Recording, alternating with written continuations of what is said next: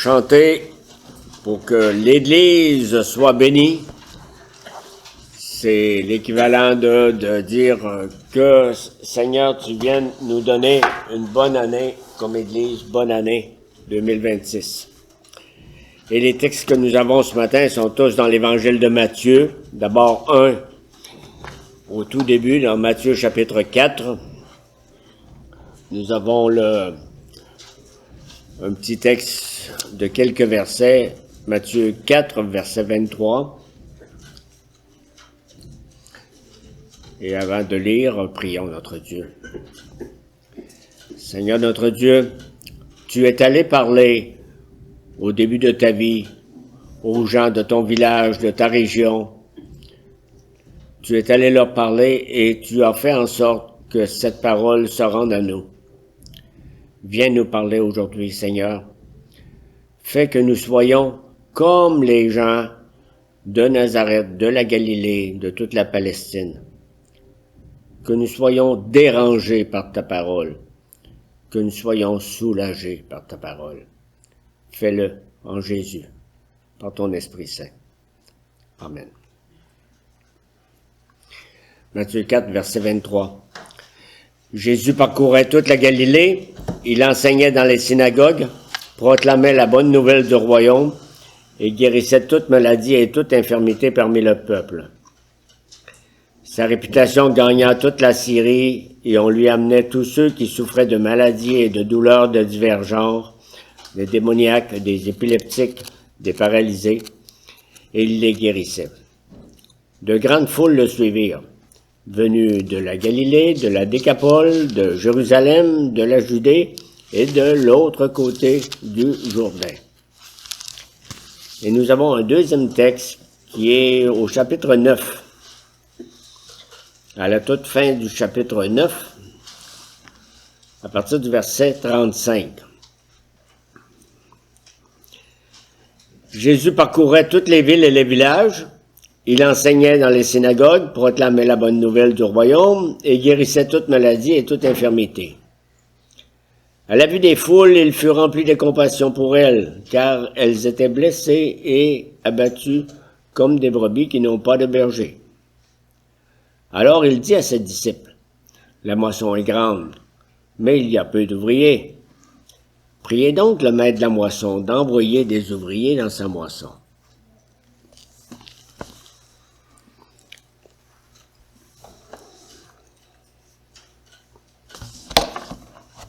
Lorsque le Fils de l'homme est descendu sur la terre, il a apporté quelque chose comme le ciel avec lui.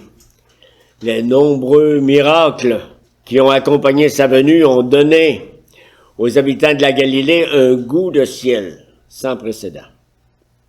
Pendant 3 ans, Jésus a comme éliminé du pays les maladies, les infirmités, les douleurs diverses, les démoniaques, les lunatiques, les paralytiques. Les 2 lectures que nous venons de faire disent clairement que Jésus guérissait toute maladie et toute infirmité. Un goût de ciel qui a fait dire aux foules en admiration, jamais rien de semblable ne s'est vu en Israël. Et c'est écrit aussi au chapitre 9, on n'a jamais rien vu de pareil en Israël. Mais le Fils de Dieu ne faisait pas que guérir, il enseignait aussi. Nous l'avons lu en Matthieu 4, Jésus parcourait toute la Galilée, il enseignait dans les synagogues et proclamait la bonne nouvelle du royaume. Les chapitres 5 à 7 de cet évangile de Matthieu nous donnent un exemple de son enseignement, nous verrons un peu plus tard, c'est le sermon sur la montagne. Ça commence comme ça. Et les gens qui l'entendaient étaient frappés par son enseignement et il disait, on le relit aussi dans l'évangile de Jean, chapitre 7, « Jamais personne n'a parlé comme cet homme. » Si on avait la même admiration aujourd'hui, on irait entendre qui d'autre? D'abord, la compassion du berger. Jésus faisait 2 choses. Il prêchait la bonne nouvelle et il guérissait. Si les chapitres 5 à 7 de l'Évangile de Matthieu, que vous pouvez lire à la maison, nous donne un spécimen de son enseignement. Les chapitres suivants, 8 et 9, nous donnent un spécimen de la manière dont il guérissait. Il prêchait, il guérissait. Ces guérisons étaient comme les compagnes de sa grande proclamation de la bonne nouvelle. Ces guérisons attestaient sa nature divine. C'est pour ça qu'il ne faut pas les séparer. Parce que l'un appuie l'autre. Ces guérisons plaçaient les foules devant le puissant Sauveur, qui est capable de vaincre tous les ennemis qui nous tourmentent. Nous apprenons aussi, par les deux lectures que nous avons faites, que de grandes foules suivaient Jésus. Quand nous arrivons au verset 35 du chapitre 9, nous voyons que Jésus a parcouru toutes les villes et tous les villages de la Galilée. Il a fini sa grande tournée. Qu'est-ce que ça peut représenter? Si on va lire l'historien juif Joseph, il y avait à peu près 200 villes et villages en Galilée. La plus petite de ces villes en Galilée était de 15 000 habitants, paraît-il. L'historien dit qu'il y avait environ 3 millions de personnes en Galilée à cette époque, quand même. Cela veut dire que lorsque nous lisons que de grandes foules suivaient Jésus, c'était des grandes foules. Alors, Jésus a complété sa grande tournée de la Galilée. Comme on entend parler durant l'été, bon, en campagne électorale, on a complété notre tournée. Quelle est son évaluation de ce qu'il a vu dans ces villages? Si on l'interviewait pour dire, on va présenter, qu'est-ce que tu nous dirais? En regardant le verset 36 du chapitre 9, on lit, « À la vue des foules, il fut rempli de compassion pour elles, car elles étaient blessées et abattues comme des brebis qui n'ont pas de berger. » Jésus parlait pour que les gens comprennent. Vous comprenez? Je vous dis, c'est comme ce que vous connaissez mieux. Ce qui frappe le Fils de Dieu, c'est que les foules sont comme des brebis qui n'ont pas de berger. Qu'est-ce que ça fait? Des brebis sans berger. Des brebis qui n'ont pas de berger, ça va dans toutes les directions, ça court partout, ça se met dans des situations dangereuses. Et tôt ou tard, ça finit par être trouvé par les loups. On en lit un petit aperçu dans le prophète Ésaïe, chapitre 53. Il dit, « Nous étions tous comme des brebis égarées, chacun suivait sa propre voie. » Donc, c'est la façon de nous expliquer comment on était rendu sans ressources, désemparés, perdus. On était tous comme des brebis sans berger. Les brebis en ont absolument besoin de berger, mais Jésus dit qu'ils n'en ont pas. Comment ça? Est-ce qu'il y a quelqu'un qui était appelé à jouer le rôle de berger? C'était les chefs religieux en Israël, les scribes, les pharisiens. Les scribes qui s'occupaient de transcrire le texte et les pharisiens qui s'occupaient de transmettre l'enseignement avaient la responsabilité de paître les brebis d'Israël pour qu'elles vivent dans la foi et l'espérance en attendant le Messie annoncé. Toutefois, les scribes et les pharisiens ne cessaient d'écraser et de fatiguer les brebis avec des fardeaux de toutes sortes, qui n'étaient pas dans ce qu'ils avaient dans leurs mains. Jésus décrit ces chefs religieux de la façon suivante, on l'a vu, ils lient des fardeaux pesants et les mettent sur les épaules des hommes, mais ils ne veulent pas les remuer du doigt. Autrement dit, on vous en met plus que nous autres on en porte. Jésus leur dira également, « Malheur à vous », chapitre 23 de Matthieu, ils spécialistes de la loi et pharisiens, hypocrites, parce que vous fermez aux hommes l'accès au royaume des cieux. C'est plutôt grave. Vous fermez aux hommes l'accès au royaume des cieux. Vous êtes là, vous faites le contraire de ce qu'on vous demande. Déjà dans l'Ancien Testament, il y avait le prophète Ézéchiel qui avait parlé un peu dans ce sens-là, inspiré de Dieu, il avait parlé très sévèrement contre les mauvais bergers du peuple de Dieu. Il y a un petit extrait de Ézéchiel chapitre 34. C'est toujours un texte de base pour voir comment même les bergers aujourd'hui devraient se conduire.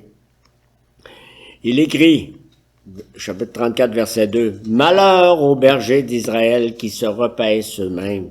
Vous ne faites pas paître les brebis. Vous n'avez pas fortifié celles qui étaient faibles, soigné celles qui étaient malades, pensé celles qui étaient blessées. Vous n'avez pas ramené celles qui s'égaraient, cherché celles qui étaient perdues, mais vous les avez dominées avec force et avec rigueur. Elles ont été disséminées par manque de bergers. Elles sont devenues la proie de tous les animaux de la campagne. Nul ne prend soin de mes brebis, nul ne les cherche. » Vous voyez, le Seigneur parle, il dit, c'est mes brebis à moi, vous êtes mes employés, puis qu'est-ce que vous faites avec mes brebis? Jésus-Christ, le Messie, qui était tant attendu, est arrivé en Israël. Les chefs religieux auraient dû emmener les foules à se réjouir à l'extrême à l'arrivée du Messie. Enfin, notre berger arrive. C'était leur travail. Tout l'Ancien Testament était pointé vers le grand, le bon berger qui arrivait, le Messie. Mais voyez ce que les chefs religieux disent de Jésus. Au chapitre 9 de Matthieu, les pharisiens disaient, « C'est par le prince des démons qu'il chasse les démons. » Autrement dit, ils associaient le Messie au diable. Ils faisaient tout pour détourner les foules de Jésus. Et à partir du chapitre 11 de Matthieu, l'opposition contre le Fils de Dieu ira toujours en s'intensifiant. Donc Jésus constate que les foules sont blessées et abattues comme des brebis qui n'ont pas de berger. Blessées et abattues. Le mot traduit ici par blessé signifie fatigué, épuisé, en détresse. Le mot traduit ici par abattu signifie désespéré parce que sans aide, sans défense. C'était pas Jojo, hein? Jésus avait envoyé son monde pour préparer son arrivée, puis c'est ça qu'il trouve à son arrivée. La véritable misère de toutes ces foules, c'est quoi? Leur plus grand problème, c'est quoi?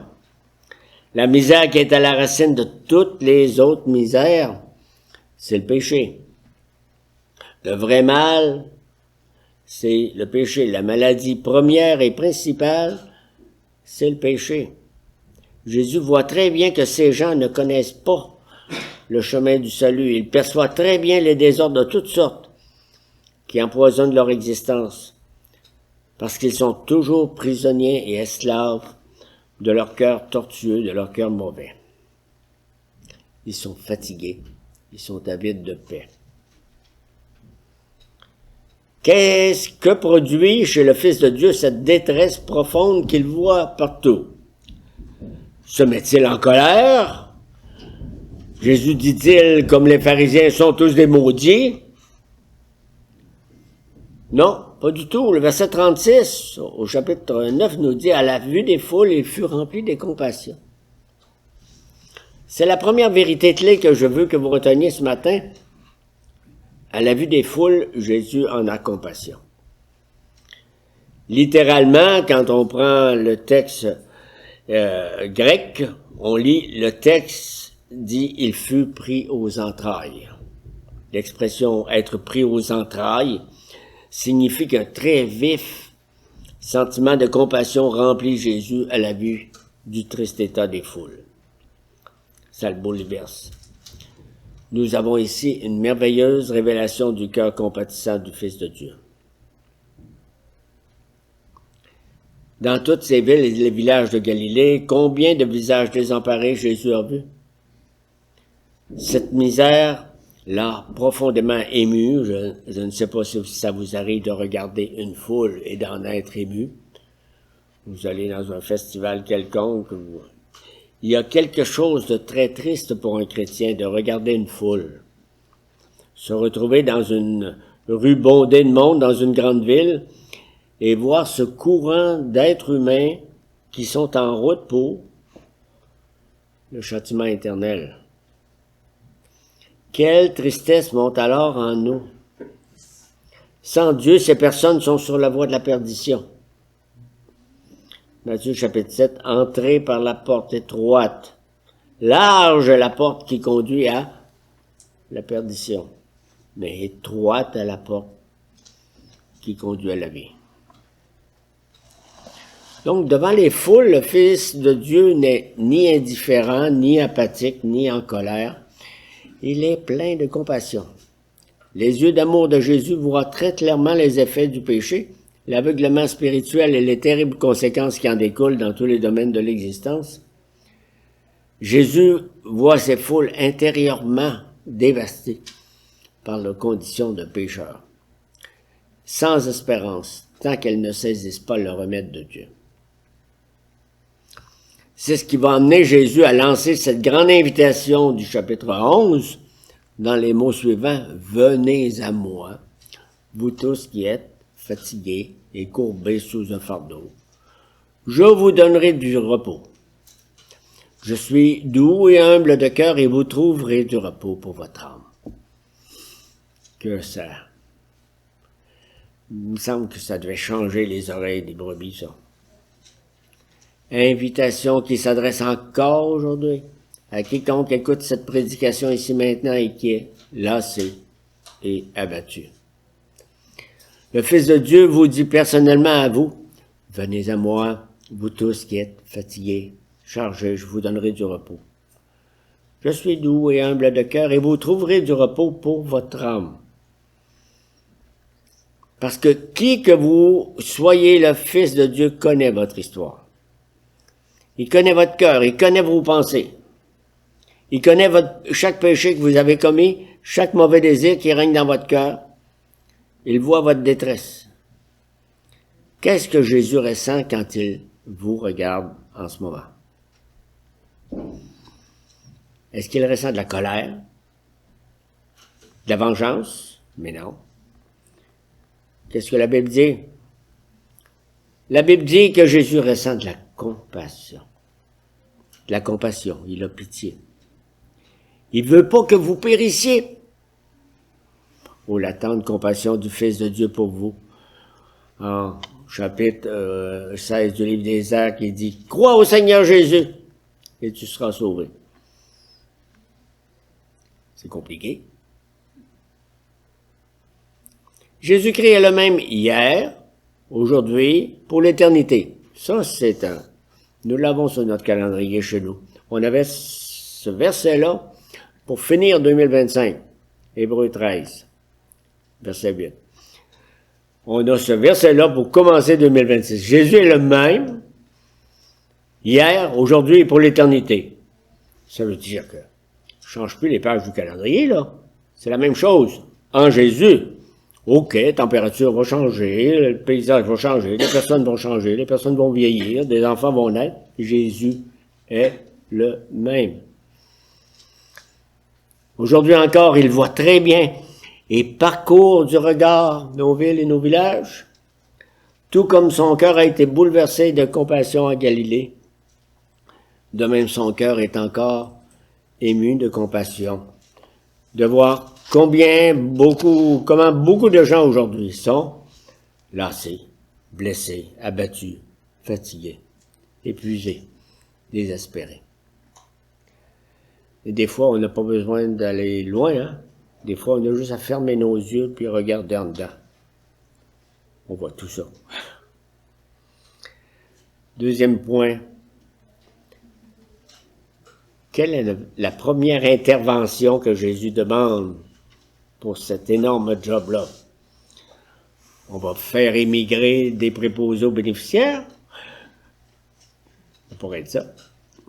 Avant de quitter la terre, Jésus-Christ, le chef de l'Église, a dit à son Église, Marc chapitre 16, « Allez dans le monde entier et prêchez la bonne nouvelle à toute la création. » Jésus savait très bien que c'était une tâche gigantesque et colossale. Ça avait déjà été dit aux prophètes de l'Ancien Testament, puis on a constaté qu'est-ce qu'ils ont fait avec.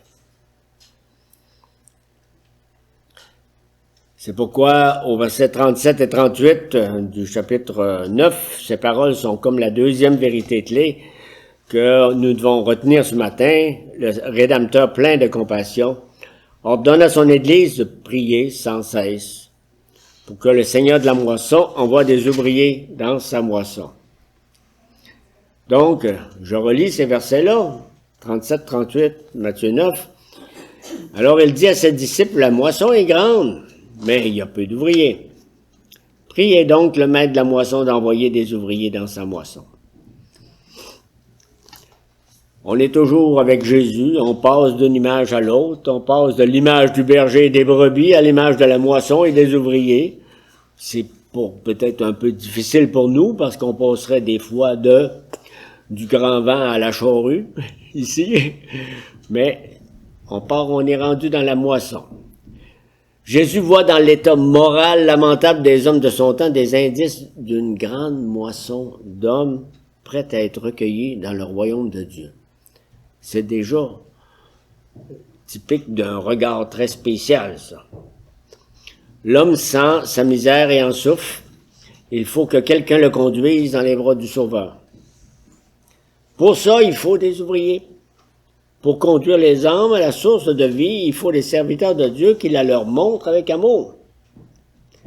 Mais il y en a si peu. Le Sauveur demande de prier pour que le nombre d'ouvriers soit accru. Jésus voit les villes de la Galilée comme on regarde une grande récolte, champ après champ. Vous connaissez, quand on se promène dans les belles régions céréalières du Québec, champ après champ sont prêts pour la moisson. Il y a juste une poignée de moissonneurs. C'est pas suffisant pour rentrer la moisson. On a besoin d'ouvriers. Quoi faire? Aiguiser nos faux? Dit non. Priez. D'où l'appel de Jésus, priez donc le maître de la moisson d'envoyer des ouvriers dans sa moisson. La prière demandée signifie que ce seront des ouvriers qui seront appelés et envoyés par Dieu, des ouvriers qui aiment Dieu et les âmes. Et cette prière est toujours appropriée, toujours d'actualité.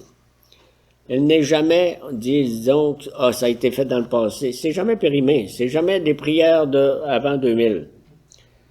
Tant que toutes les brebis ne seront pas rentrées dans la bergerie, cette prière est pertinente. Seigneur de la moisson, envoie des ouvriers dans ta moisson. Donc, notre première responsabilité, notre plus grande contribution à la moisson, c'est la prière au Seigneur pour qu'il envoie des ouvriers dans sa moisson. C'est peut-être quelque chose à retenir pour 2026. Troisième point. Attention ici, la troisième vérité clé que je veux que vous reteniez ce matin, la prière au Seigneur de la moisson n'est pas notre seule responsabilité. Dieu appelle chacun de ses enfants à se revêtir de compassion et à servir le Seigneur avec les dons qu'il leur confie. Quelle joie de contribuer activement à porter l'Évangile à un monde perdu. Mais pour nous orienter dans cette direction, ça prend de la compassion. Et souvent, moi j'en manque. Nous en manquons. Nous ressemblons tellement pas beaucoup au Fils de Dieu plein de compassion. Comparé à lui, nous sommes frigorifiés spirituellement. Nous regardons parfois les gens qui nous entourent d'une façon très froide et indifférente. On regarde mais on ne voit pas. Nous voyons bien que par le style de vie, ils sont très loin du salut. Mais peut-on dire honnêtement que nous sommes pris aux entrailles de les voir perdus? Avouons que nous avons laissé nos cœurs s'endurcir et nous avons peu de compassion pour les foules qui se perdent. Combien nous différons de Jésus-Christ? La Bible dit, « Ayez en vous la pensée qui était en Christ Jésus. » Évangile aux Philippiens. Elle dit aussi, « Revêtez-vous d'ardente compassion. » L'Épître aux Colossiens. Non seulement de compassion, mais de compassion ardente. Compassion qui va faire, vous marchez sur le trottoir et ça fond en dessous de vous. Cessons d'être contents d'être chrétiens pour nous autres. Point. Cessons de garder l'Évangile pour nous, un festin pour nous autres seuls. De toutes les personnes que vous voyez ou que vous côtoyez où le Seigneur vous place, combien ont la vie éternelle? Combien iront au châtiment éternel? S'il n'y avait qu'une seule personne dans notre entourage qui se perdait, ne serait-ce pas assez pour nous rendre tristes, pour nous prendre aux entrailles, pour produire en nous de la compassion pour cette personne et pour nous faire agir en sa faveur? La mission a comme moteur un cœur compatissant. Jésus nous montre qu'il y a un lien entre la compassion et la mission. C'est sa compassion qui motivait l'action de Jésus tout au long de sa vie. La compassion se manifeste dans cet appel à prier pour davantage d'ouvriers. Mais la compassion ne finit pas là. Elle nous pousse à demander comment puis-je contribuer activement avec mes dons à porter l'Évangile à un monde perdu. Le royaume de Dieu a besoin de toutes sortes de personnes pour rentrer la moisson. Chacun de nous est appelé à participer d'une manière ou d'une autre.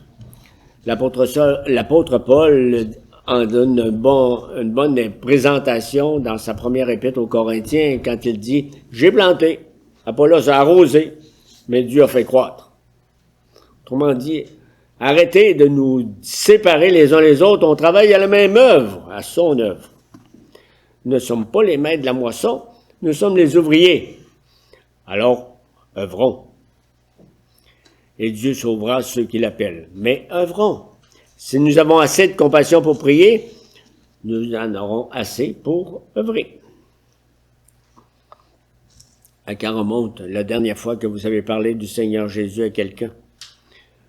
Vous pouvez vous y remettre en regardant les gens comme le Fils de Dieu les regardait, c'est-à-dire avec compassion.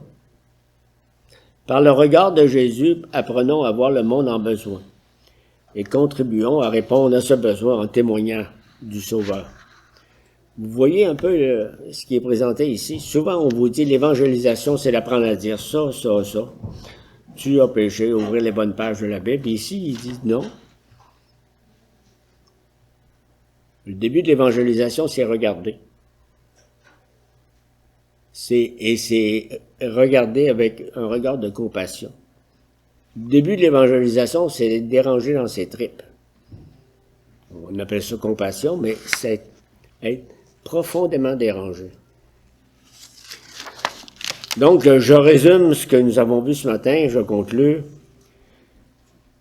En passant 3 ans à parcourir la Galilée, prêchant, guérissant, le Fils de Dieu, notre Sauveur, a été pris aux entrailles, ému de compassion, de voir que les foules étaient lassées et abattues, comme des brebis qui n'ont pas de berger. Ce Rédempteur, plein de compassion, a ordonné à son Église de prier sans cesse pour que le Seigneur de la moisson envoie des ouvriers dans sa moisson. Cette prière doit être adressée sans relâche au Seigneur de la moisson, tant que la dernière brebis ne sera pas entrée dans la bergerie. Mais la prière au Seigneur de la moisson n'est pas la seule et unique responsabilité que nous avons. Dieu appelle chacun de ses enfants à se revêtir de compassion et à servir le Seigneur avec les dons qu'il leur confie. Dans un sens, c'est une joie, un privilège, un honneur de témoigner du Seigneur plein de compassion, qui est venu nous chercher et nous sauver alors que nous étions, vous vous rappelez, vous n'étiez pas en train de courir vers lui quand il est venu nous chercher. Nous étions perdus. Amen.